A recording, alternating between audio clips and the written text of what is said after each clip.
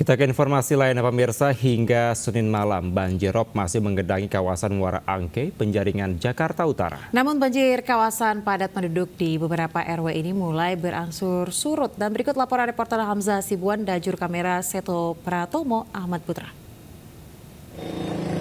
Pemirsa, pada Senin malam banjir yang terjadi di kawasan Muara Angke Penjaringan Jakarta Utara terpantau masih menggenangi kawasan padat penduduk yang ada di sini. Menurut penuturan para warga, banjir ini sudah terjadi sejak 4 hari lalu. Pada Senin malam ini terpantau banjir cenderung cukup surut dibandingkan dengan pada Senin pagi, di mana dilaporkan banjir ini mencapai ketinggian 120 cm. Berdasarkan pantauan di lokasi juga pemerintah Kota Jakarta beserta BPBD dan dibantu dengan PMI menyiapkan beberapa perahu karet yang digunakan untuk mengevakuasi warga dan membantu warga dalam menjalankan aktivitas. Terdapat beberapa RW yang tergenang dan terdampak dari banjir yang terjadi di Muara Angke Penjaringan Jakarta Utara ini. Dari informasi yang kami himpun juga masih belum terdapat satu titik ataupun lokasi yang digunakan sebagai lokasi pengungsian sementara, karena beberapa warga ini masih terus mempertahankan diri untuk tetap berada di rumah dan menjaga barang-barang berharga yang masih terdapat di rumahnya masing-masing. Dari Jakarta, Hamzah Hasibuan, Seto Pratomo, Ahmad Putra, iNews melaporkan. Pemirsa, Presiden Prabowo Subianto melantik pimpinan dan Dewan Pengawas KPK periode 2024-2029. Dalam kesempatan tersebut turut dilantik Ketua Harian dan Sekretaris Dewan Pertahanan Nasional serta Gubernur Kalimantan Selatan. Pelantikan pimpinan dan Dewan Pengawas KPK berlangsung di Istana Negara Senin siang, yakni 5 pejabat sebagai pimpinan KPK dan 5 pejabat sebagai Dewan Pengawas KPK. Pelantikan 5 pimpinan KPK yakni Setio Budianto sebagai Ketua KPK, perangkap anggota dan 4 lainnya, Fitro Roh Cahyanto, Ibu Basuki Widodo, Johanis Tanak, dan Agus Joko Pramono, masing-masing sebagai Wakil Ketua merangkap anggota. Sebelumnya terdapat 10 nama calon pimpinan KPK dan 10 calon Dewan Pengawas KPK yang menjalani uji kelayakan dan kepatutan di Komisi 3 DPR. Dalam mekanisme voting, Komisi 3 menetapkan 5 pimpinan KPK dan 5 dewas KPK sekaligus memilih 1 dari 5 orang tersebut sebagai ketua.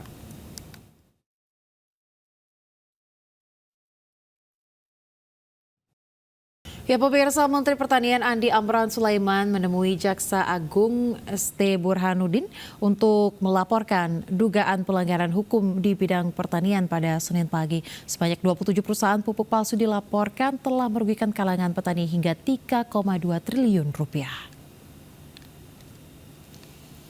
Menteri Pertanian Andi Amran Sulaiman menemui Jaksa Agung ST Burhanuddin di Gedung Kejaksaan Agung Senin pagi. Dalam pertemuan ini, Andi Amran melaporkan dugaan pelanggaran hukum di bidang pertanian. Salah satunya peredaran pupuk palsu yang dilakukan 27 perusahaan. Pupuk palsu tersebut saat ini beredar di kalangan petani dan merugikan petani hingga 3,2 triliun rupiah. Selain itu, Mentan juga melaporkan dugaan pungutan liar dalam pengiriman alat pertanian petani, padahal alat yang dikirim ke Mentan tanpa dipungut biaya. Andi Amran Sulaiman juga meminta agar Jaksa Agung meminta pengawalan dalam penyaluran nilai subsidi pupuk mencapai 50 triliun rupiah. Pengawalannya adalah karena tambahan anggaran cukup besar. Awalnya 6,9 triliun menjadi 29 triliun, kurang lebih 30 triliun. Ini butuh pengawalan. Kan ini APBN. Jangan sampai ada oknum tertentu mempermainkan di lapangan. Yang kedua adalah sarana produksi pupuk. Ini darahnya petani kita. Kalau pupuk, tidak ada pupuk, tanaman mati. Tanaman yang tidak bisa tumbuh dengan baik. Karena ini baru masuk, beliau juga baru tadi dapatnya, dan kita akan kembangkan kita, ya. Bapak, izin Bapak, sikap tegas dari Kejaksaan Agung terhadap oknum-oknum di lapangan ini, Pak? Pasti Anda kan tahu siapa saya tidak akan pandang bulu siapapun. Pemirsa, pemerintah resmi menetapkan kenaikan tarif pajak pertambahan nilai atau PPN khusus barang mewah menjadi 12% mulai berlaku 1 Januari 2025. Namun untuk barang kebutuhan pokok masyarakat tidak dikenakan PPN.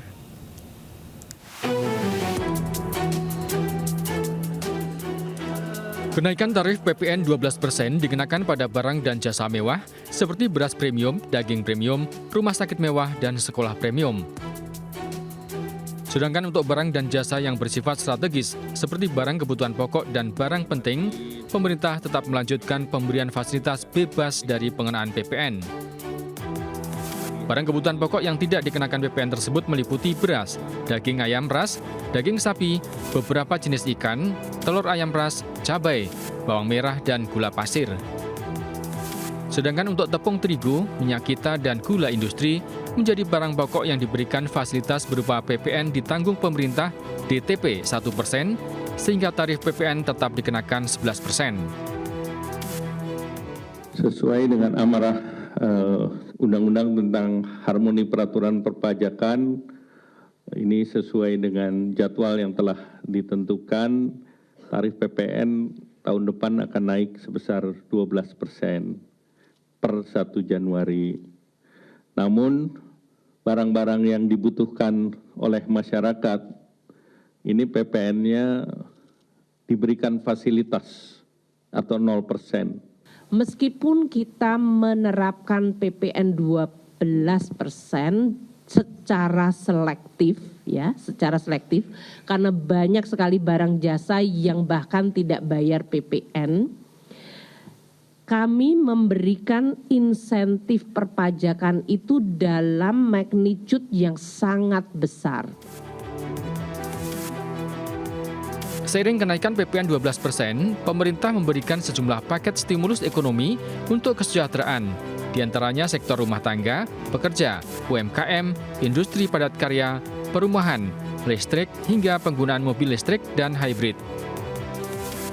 Dari Jakarta, Esra Ambarita, Damar Wicaksono, iNews melaporkan. Kapolri Jenderal Listio Sigit Prabowo menyampaikan arus mudik libur Natal 2024 dan Tahun Baru 2025 bakal terjadi peningkatan dibanding tahun lalu. Kapolri menyebut arus mudik akan mencapai puncaknya pada 21 Desember dan 28 Desember 2024. Peningkatan arus mudik pada libur Natal dan Tahun Baru ini disampaikan Kapolri Jenderal Listio Sigit Prabowo usai rapat koordinasi dengan seluruh stakeholder menindaklanjuti arahan Presiden Prabowo Subianto untuk melaksanakan PAM Natal dan Tahun Baru dengan baik. Berdasarkan hasil survei, kemungkinan arus mudik tahun ini akan meningkat 2,83% karena terdapat 110,6 juta orang yang akan melakukan mudik. Kapolri menyebut terdapat 3 kegiatan masyarakat yang menjadi perhatian dalam pengamanan Nataru, yakni kegiatan ibadah pada malam misa, perayaan malam Tahun Baru, dan kegiatan wisata. Puncak arus mudik Natal dan Tahun Baru akan terjadi pada 2 tanggal berbeda, yakni 21 Desember dan 28 Desember 2024. 61.452 objek pengamanan, diantaranya gereja, pusat perbelanjaan, terminal, stasiun, pelabuhan, bandara, objek wisata maupun objek perayaan Tahun Baru. Tentunya dengan penggelaran personil dan seluruh stakeholder terkait yang ada, kita harapkan bahwa perayaan dan pengamanan Nataru tahun 2024 ini betul-betul bisa berjalan dengan baik dan masyarakat betul-betul bisa terlayani. Mungkin itu yang bisa kami sampaikan. Terima kasih. Wassalamualaikum warahmatullahi wabarakatuh. Pemirsa, Presiden Prabowo Subianto memimpin rapat terbatas untuk memastikan kesiapan menyambut perayaan Natal 2024 dan pergantian Tahun Baru 2025 di Istana Kepresidenan Jakarta. Presiden menekankan pentingnya koordinasi jajaran menteri terkait untuk menjamin masyarakat dapat merayakan Natal dan Tahun Baru dengan aman, nyaman, dan penuh sukacita. Presiden Prabowo dalam rapat terbatas di Istana Negara meminta laporan terkini dari sejumlah sektor penting, diantaranya keamanan, transportasi, pasokan bahan bakar, ketersediaan bahan pangan, dan kesiapan pariwisata. Prabowo juga mengatakan optimisme bahwa persiapan yang sudah dilakukan dapat berjalan dengan baik. Presiden juga meminta Kapolri, Jenderal Listio Sigit Prabowo, untuk menyampaikan laporan tentang kesiapan keamanan selama periode libur Natal dan Tahun Baru. Hal tersebut dilakukan pemerintah untuk menjaga kenyamanan dan keamanan masyarakat dalam menyambut momen penting di akhir tahun ini.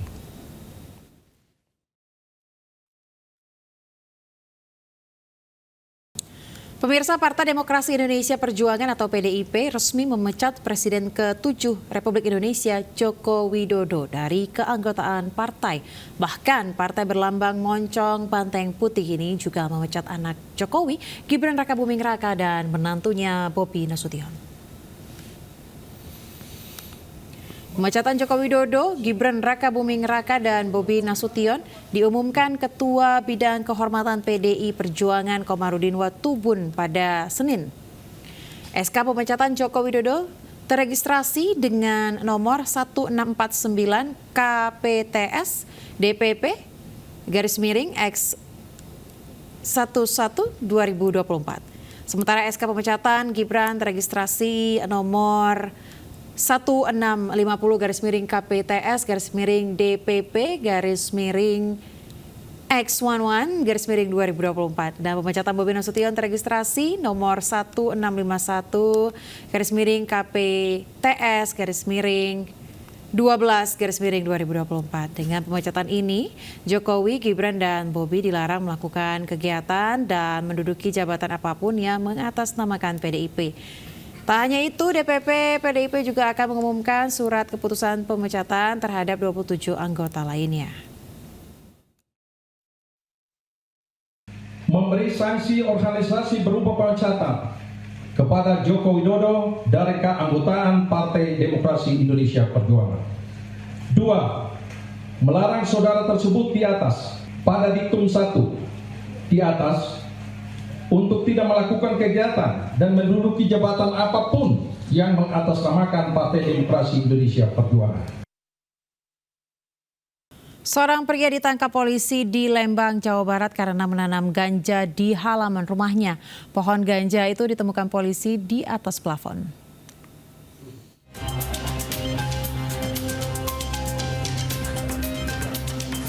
Anggota Satres Narkoba Polres Cimahi menggerebek sebuah rumah mewah di kawasan Lembang, Kabupaten Bandung Barat, Jawa Barat. Saat penggeledahan, polisi menemukan pohon ganja setinggi 1,5 meter yang ditanam pelaku di atas balkon rumahnya. Pohon ganja yang diperkirakan umur 8 bulan ini langsung dibawa ke Mapolres Cimahi. Kepada polisi, pelaku mengaku menanam ganja dengan dalih hanya untuk konsumsi pribadi. Tanaman ganja sendiri itu berumur 8 bulan. Wilayah hukum Polres Cimahi dan sekitar Kabupaten Bandung ya, kemudian di Kota Bandung. Untuk tanamnya di rumahnya atau di luar? Di rumahnya. Di rumahnya, di perkarangannya sendiri, Pak. Polres Cimahi juga mengungkap kasus peredaran ganja kering dengan barang bukti 2 kg ganja dan ganja sintetis seberat 1,3 kg. Atas perbuatannya, para pelaku kini terancam hukuman maksimal 12 tahun kurungan penjara. Dari Bandung Barat, Jawa Barat, Yuwono Anyus melaporkan.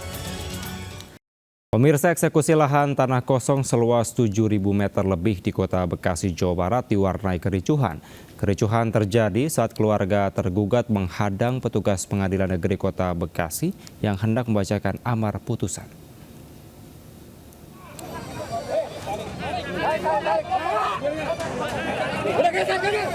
Aksi saling dorong dan kericuhan antara petugas kepolisian dengan keluarga tergugat tidak dapat dihindari saat petugas jurusita Pengadilan Negeri Kota Bekasi, Jawa Barat hendak membacakan amar putusan di lahan tanah kosong seluas 7.000 meter lebih di Kelurahan Pejuang Jaya, Medan Satria, Kota Bekasi, Jawa Barat.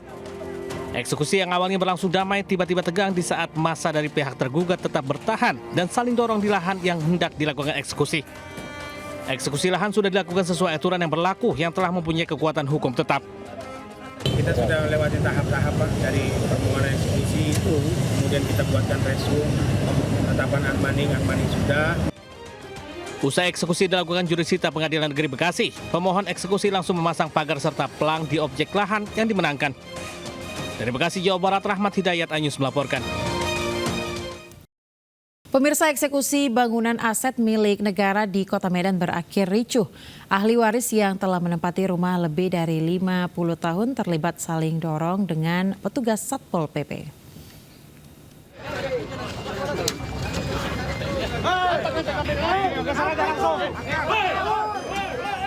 Petugas gabungan Satpol PP dan pihak keamanan Balai Penjaminan Mutu Pendidikan BPMP Provinsi Sumatera Utara melakukan eksekusi terhadap bangunan seluas 1.000 meter persegi di Jalan Bunga Raya Medan, Sumatera Utara.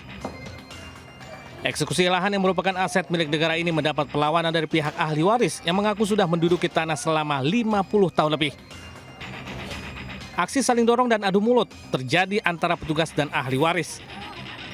Ahli waris menghalangi petugas yang hendak melakukan pembakaran terhadap rumah yang ditempatinya. Eksekusi ini sebenarnya pengambil alihan dan pengamanan aset barang milik negara. Kita sudah melalui proses panjang, Pak. Dan ini memang oleh Kantor Pertanahan Kota Medan sudah ditetapkan bahwa ini milik BPMP Provinsi Sumatera Utara Seki, milik Kementerian Pendidikan Dasar dan Menengah Seki BPMP Provinsi Sumatera Utara. Sementara itu ahli waris mengaku memiliki surat SK Camat.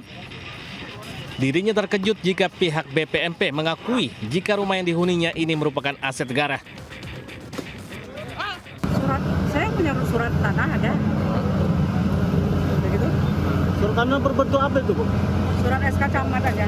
Tahun berapa itu, SK Camat? Tahun 81. Alasan mereka ini apa nih, Bu? Katanya termasuk punya kantor. Diketahui nantinya lahan yang dieksekusi ini akan dipergunakan untuk fasilitas gedung perkantoran Balai Penjaminan Mutu Pendidikan atau BPMP Provinsi Sumatera Utara. Dari Medan, Sumatera Utara, Ahmad Ridwan Nasution, Anyus melaporkan. Pemirsa, tawuran dua kelompok pemuda kembali pecah di Cipinang Muara, Jatinegara, Jakarta Timur. Tak hanya menggunakan batu, kedua kelompok saling serang menggunakan senjata tajam dan petasan hingga membuat warga ketakutan.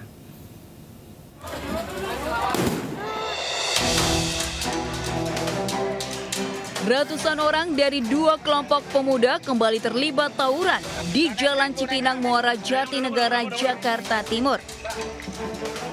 Kedua kelompok saling serang menggunakan batu, senjata tajam, dan petasan. Tidak diketahui penyebab tawuran ini, namun dugaan sementara akibat saling ejek. Warga pun resah dan terganggu, khawatir jadi korban salah sasaran tawuran yang terus berulang. Warga pun meminta kedua pihak bisa berdamai agar tawuran tidak terulang lagi. Tawuran pun bubar setelah polisi dari Sabara Polres Jakarta Timur tiba ke lokasi kejadian. Dan saat ini polisi masih melakukan penjagaan guna mengantisipasi tawuran susulan. Dari Jakarta, Rio Manik, iNews melaporkan.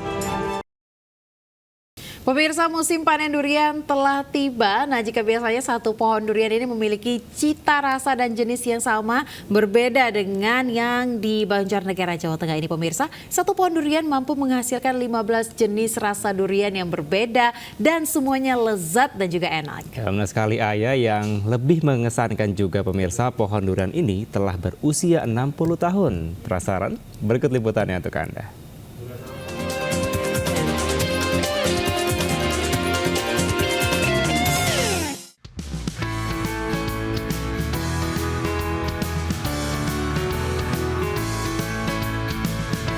Sekilas, pohon durian besar ini tak berbeda dengan pohon durian pada umumnya. Namun siapa sangka pohon durian di Dusun Siuru, Desa Gembongan, Banjarnegara, Jawa Tengah ini dalam satu pohon mampu menghasilkan 15 jenis durian dan rasa yang berbeda. Pohon durian dengan usia lebih dari 60 tahun, berdiameter lebih dari 2 meter ini menggunakan teknik top walking atau penyambungan batang di bagian atas pohon. Kelompok tani di desa ini pun tengah mengembangkan teknik ini yang diaplikasikan pada pohon durian yang sudah besar dan tua. Karena pohonnya yang cukup tinggi, pemanenan dilakukan dengan cara pengerekan tali. Pohon ini pun menghasilkan buah dengan rasa lokal seperti simimang, duri hitam, bawor, musangking hingga durian unggulan lainnya. Rasa durian yang cukup legit, manis, dan juga creamy, bahkan ada juga yang mengandung rasa seperti susu dan roti. Ini durian mustangki yang baru turun dari pohonnya. Rasanya gimana? Rasanya enak banget, Mas. Enak ya, masih fresh ya. Enak banget. Ada pahit-pahitnya atau enggak? Ada enggak? Manis semua. Kita panen terbanyak itu dalam satu pohon itu dapat menghasilkan sekitar 80 juta. 80 juta ya. Oke. Dan ini modelnya top working ya di atas. Top working semua. Karena ini adalah pohon dengan kualitas buah awalnya itu kurang bagus. Satu pohon itu memang tidak layak lah. Dusun Siwur pun menjadi sentra penghasil durian unggulan di Banjarnegara, Jawa Tengah. Harga yang dipatok dari pohon ini mulai dari Rp100.000 per durian lokal hingga Rp300.000 per kilogram untuk jenis durian impor. Nah, bagi Anda pecinta durian, Anda wajib nih mencoba dan membuktikan durian dari satu pohon yang memiliki 15 rasa lezat di Banjarnegara ini. Dari Banjarnegara, Jawa Tengah, Elis Novit, iNews melaporkan. Ya, Ayah dari Banjarnegara, kita beralih ke Papua. Pemirsa, jika mengingat Papua, tentu Anda tak asing dengan yang namanya papeda. Betul sekali, mana olahan bubur sagu khas masyarakat ujung timur Indonesia ini, pemirsa, lumrah dikonsumsi oleh masyarakat Sentani Papua bersama dengan makanan khas tradisional lain seperti ikan kuah bumbu kuning.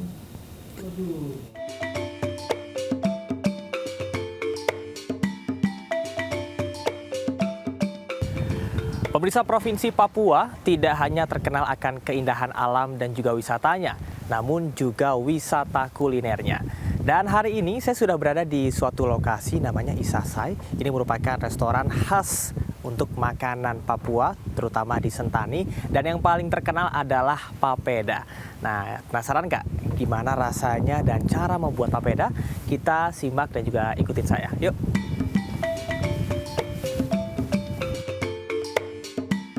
Berkunjung ke provinsi paling ujung timur Indonesia, tak lengkap rasanya tanpa mencoba kuliner tradisionalnya. Nah, di tengah restoran ini terdapat bukere, sarang ikan buatan khas Sentani yang dibuat untuk mempermudah menangkap ikan. Membuat papeda cukup sederhana. Campurkan tepung sagu dengan sedikit air dingin dan jeruk nipis untuk mengencerkan.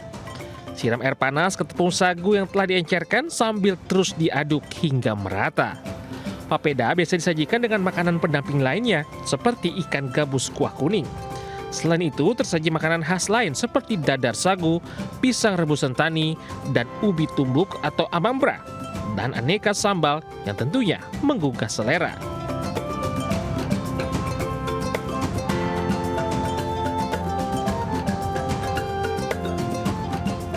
Kalau bisa dibilang ini gurih ya, gurih, kemudian ada sensasi kenyal yang tidak biasa, yang jarang saya rasakan, namun bikin kenyang ya, bikin kenyang gitu, masuk ke dalam tenggorokan. Dan justru sebetulnya memang lebih enak tidak dikunyah ya, karena biar nggak nyangkut-nyangkut di gigi. Itu cenderung dinikmati 2-3 kali seminggu ya bersama keluarga, dan biasanya kalau di rumah itu kita nikmatinya bersama keluarga di lantai. Kita melingkari papeda, lalu disitulah sebenarnya saat-saat berkualitas keluarga, orang tua dan anak, dan ada nasihat-nasihat yang kemudian diberikan orang tua kepada anak.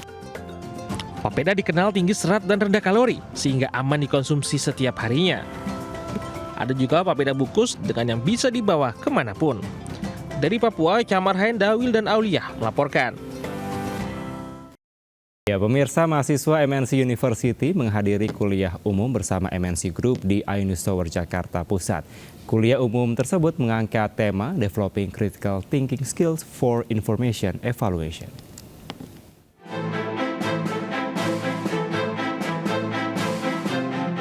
Kuliah umum MNC University bertajuk Developing Critical Thinking Skills for Information Evaluation digelar di iNews Tower Kebonsiri, Jakarta Pusat. Acara ini turut dihadiri pemimpin redaksi iNews dan Sindonews TV Aiman Wicaksono dan Ketua Dewan Pers Ninik Rahayu sebagai narasumber. Keduanya memberikan motivasi kepada para mahasiswa serta menyampaikan pentingnya konektivitas antara dunia pendidikan tinggi dengan kebutuhan industri dan tantangan di era digital. Nah, link and match ini yang penting kemudian untuk dikembangkan terus-menerus, dan jangan ragu bagi kampus-kampus atau pendidikan tinggi untuk berubah secara radikal. Dalam arti bahwa ini harus menyesuaikan dengan kebutuhan publik. Kita nggak hanya bicara soal kebutuhan pasar ya, tapi kebutuhan publik. di mana industri akan menyesuaikan dengan kebutuhan publik. Kita sudah mulai merancang kurikulum yang berbasis proyek tadi, jadi mungkin sekitar hanya 1-2 tahun saja yang perkuliahan di kelas, berikutnya nanti mereka sudah akan langsung kita terjunkan di industri. Jadi nanti perkuliahannya itu ya sudah langsung ngeblend di industri. Kuliah umum MNC University ini juga akan memberikan dampak positif kepada para mahasiswa untuk lebih terbuka wawasannya dibandingkan belajar perkuliahan di kelas, sekaligus membekali mahasiswa dengan kemampuan berpikir kritis di era digital. Dari Jakarta, Wenda Nura Aulia Shah Ramadan, iNews melaporkan. Pemirsa, petugas Sudin Damkar Jakarta Timur mengevakuasi ular sanca sepanjang 4 meter yang berada di dalam plafon salah satu rumah di kawasan Ciracas, Jakarta Timur. Ular sempat tersangkut di dalam plafon hingga menyulitkan petugas selama proses evakuasi.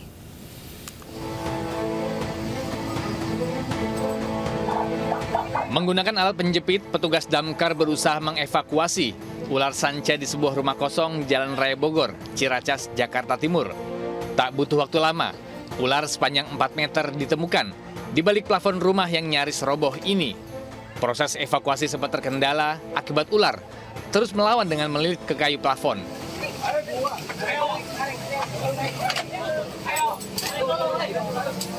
Penemuan ular ini dilakukan setelah warga melapor melihat keberadaan ular di rumah kosong. Warga yang khawatir ular bisa melukai anak-anak dan segera melapor, dan kurang dari 30 menit ular bisa dievakuasi dan dimasukkan ke wadah plastik. Ular langsung dibawa ke kantor sektor Damkar Ciracas untuk ditangani lebih lanjut. Dari Jakarta, Rio Manik, iNews melaporkan. Polisi bentuk tim khusus kasus bayi diduga tertukar di Rumah Sakit Islam Cekpaka Putih, pemirsa, Jakarta Pusat. Sejauh ini polisi telah memeriksa 4 saksi dan direncanakan Selasa siang akan dilakukan pembongkaran makam untuk dilakukan otopsi.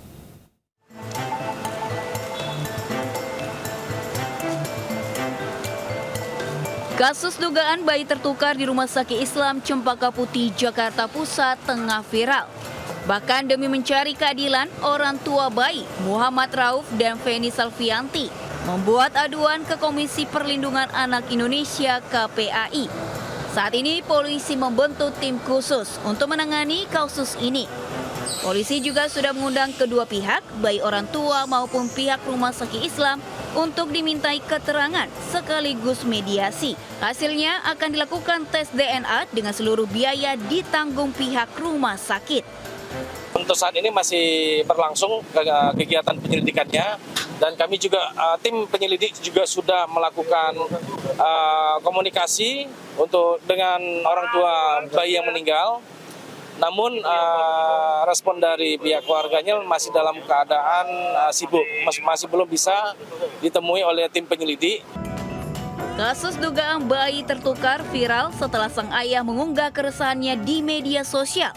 Rauf menceritakan kecurigaannya terkait bayi pertama yang baru dilahirkan istrinya telah tertukar. Kecurigaan muncul setelah meyakini wajah bayi yang meninggal berbeda dengan wajah bayi yang dilahirkan istrinya. Dari Jakarta, Rani Sanjaya, iNews melaporkan. Pasien dievakuasi ke rumah sakit lain akibat ruang perawatan terendam banjir di Makassar, Sulawesi Selatan. Para pasien dievakuasi menggunakan ambulans.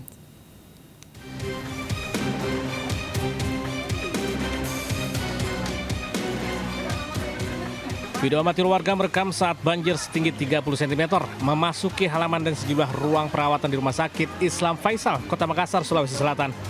Puluhan pasien terpaksa dievakuasi keluar dari ruang perawatan. Beberapa di antara mereka bahkan masih memakai selang infus. Mereka dikumpulkan sementara ke lorong dan lobi rumah sakit agar tidak terdampak banjir. Sementara pihak rumah sakit langsung meminta bantuan pihak terkait. Bantuan yang pertama datang itu dari Babinsa, terus kami koordinasi juga dengan Perhimpunan Rumah Sakit Indonesia, bantuan dari Dinas Kesehatan Provinsi dan Kota, dan juga bantuan dari PU serta beberapa bantuan lain yang sudah datang untuk membantu evakuasi. Seluruh pasien kemudian dievakuasi menggunakan mobil ambulans ke rumah sakit lain.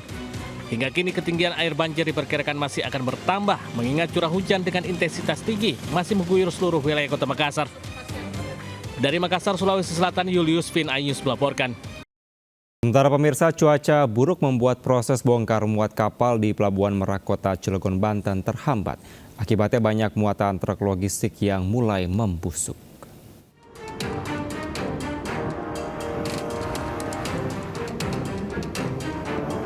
Ombak besar yang terjadi di Pelabuhan Merak, Kota Cilegon, Banten menyebabkan proses bongkar muat serta sandar kapal di dermaga terhambat cukup lama.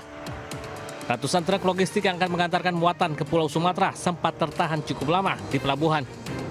Kendaraan juga beberapa kali kesulitan masuk lambung kapal karena kondisi kapal oleng akibat ombak. Sementara antrean kendaraan pribadi mulai meningkat jelang momen libur Natal dan Tahun Baru. Akibat lambatnya proses bongkar muat, banyak calon pengguna jasa terlantar di pelabuhan. Banyak yang busuk, sekarang aja udah bau ini, udah bau busuk. Paling 2 hari nyampe lah. Nah kalau cuaca buruk kayak gini? Bisa 3 hari, kemarin sampai 4 hari baru nyampe.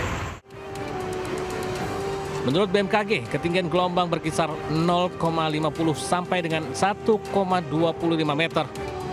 Para calon penumpang kapal berharap cuaca kembali normal sehingga mereka bisa melanjutkan perjalanan ke Pulau Sumatera.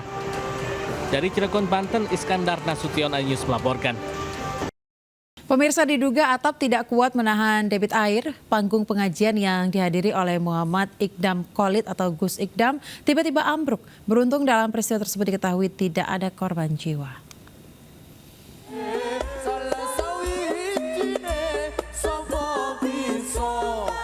Beginilah detik-detik atap panggung pengajian oleh Gus Ikdam di Desa Jati, Kabupaten Blora, Jawa Tengah ambruk Minggu malam. Ambruknya panggung terjadi saat sejumlah personel hadroh tengah melanjutkan sholawat. Saat atap panggung ambruk, para personel hadroh seketika berdiri dan menyelamatkan diri. Panggung pengajian Gus Ikdam ambrol diduga tak kuat menahan air. Saat kejadian, Gus Ikdam masih berada di ruang transit. Akibat peristiwa ini, pihak panitia membatalkan pengajian. Diketahui pengajian tersebut dalam rangka sedekah Bumi Dusun Karangrejo sekaligus rangkaian hari jadi ke-275 Kabupaten Blora. Dari Blora, Jawa Tengah, Liputan iNews melaporkan. Pemirsa, acara komunitas motor CB di Kabupaten Nganjuk, Jawa Timur menjadi sorotan setelah viral masuk dan memadati serta mengotori minimarket. Selain asik makan-makan, pemirsa, sebagian anggota klub motor tersebut juga ada yang tidur di dalam minimarket, bahkan merokok di ruang ber-AC tersebut.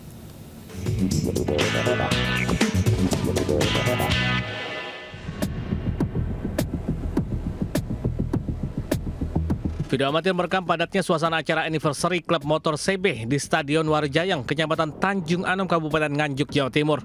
Acara yang berlangsung pada Sabtu lalu ini viral karena selain memadati lapangan, sebagian anggota klub motor CB juga masuk dan memadati sebuah gerai minimarket. Dengan kaki penuh lumpur, mereka masuk ke dalam minimarket dan asik nongkrong sambil makan-makan di dalamnya.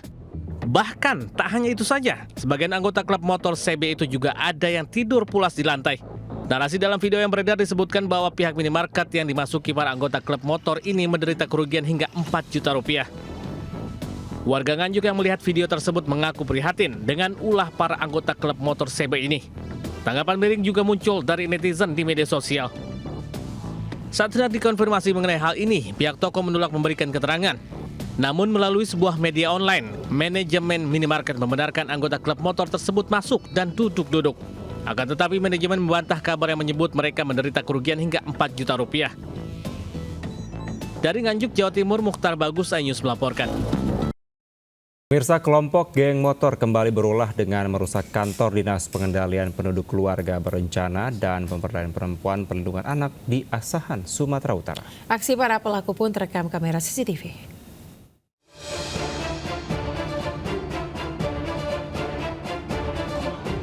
Inilah aksi geng motor saat melakukan perusakan di kantor Dinas Pengendalian Penduduk Keluarga Berencana dan Pemberdayaan Perempuan Perlindungan Anak Kabupaten Asahan dan viral di media sosial.